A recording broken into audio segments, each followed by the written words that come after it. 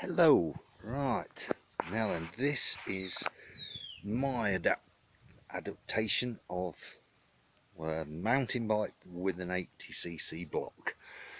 As you can see, I have actually done quite a lot of modifications to this, a lot of places.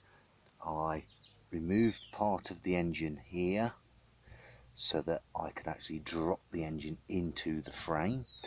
I put two tiny little cuts for these bolts to pass through. The back, I don't know if you can see down there, that mounting, I removed about 8mm off it so that the engine could drop even lower into the frame. We manufactured this exhaust pipe and maintained the tailpipe. The tensioner I modified so it's now on a spring, which that goes up and down, which seems to work quite well. The chain guard was cut. I've actually had the head and barrel off this one because when we bought it, it was leaking. You can see we modified the carburetor intake here because the carburetor would not fit in. Because hello, this is a 17-inch frame. We added the boost bottle, homemade, which appears to work pretty well. I changed the spark plug cap from the cheap nasty one. I drilled a hole in the frame here and here to pass the cable through so it never comes into contact with the exhaust system. Put a motorcycle clutch cable on so that it doesn't break. The rear wheel on a 26-inch works quite well on the road, but not when you're in the mountains here in Colombia. So I put a 24-inch rear wheel, and what I've done is, as you can see, I've manufactured one plate on here and inside there an opposite plate to hook around the frame to keep it solid, and we've put what I would call a C brake on, which, there you go, works really well. Gives you a rear brake, which most of these engines end up without. As you can see how the carburetor is now sitting slightly at an angle. Other than that,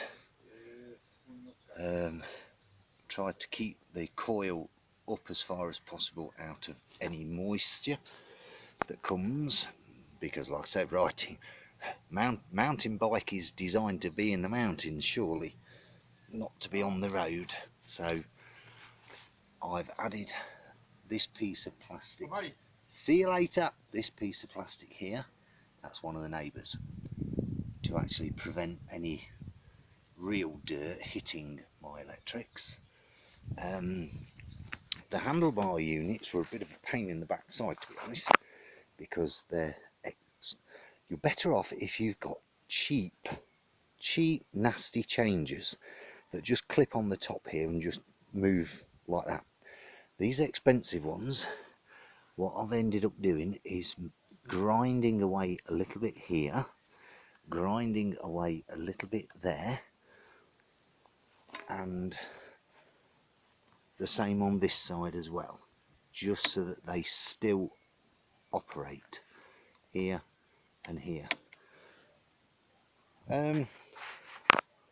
Hopefully, like I say, it does go very well. I've done a little bit of porting in the engine and removed about 2mm off the back of the skirt piston, just to open up the port properly for the carburetor. At the moment, still running the cheap carburetor that comes with it. We are going to look at putting a a Yamaha Y80 two-stroke carburettor into it, which has got a small aperture here as well, and we'll get round to that at a later date. To secure the seat post, because the bloody thing kept falling down, what I did was I drilled and tapped a 6mm hole straight through the whole lot, the frame and the seat post, and just inserted that 6mm cap head screw just to stop that, because when you're in the mountains it does, these things suffer in the mountains, I tell you. So that's it. Let's hope it doesn't break anymore, and we'll see what happens.